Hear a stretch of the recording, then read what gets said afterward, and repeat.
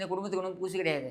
கருணாநிதியை வந்து ஐய்யய்யோ கொல்றாங்களே அப்படின்னு சொல்லிட்டு பாஞ்சின்னு வந்து அங்கே டிஆர் பாலுவும் இந்த இவர் டி ராஜேந்திரன் தான் கத்திக்கிட்டு இருந்தானுங்க.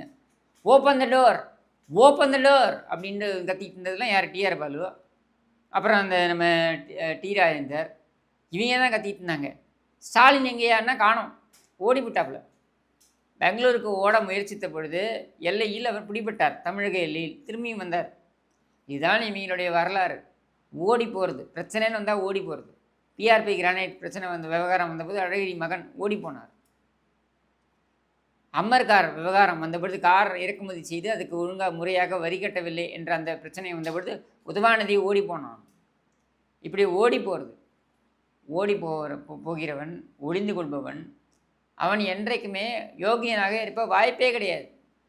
எதையோ மறைக்கிறான், ஏதோ ஒரு இடத்தில் சிக்கிக்கொள்வான் என்று அவனுக்கு தெரியும்.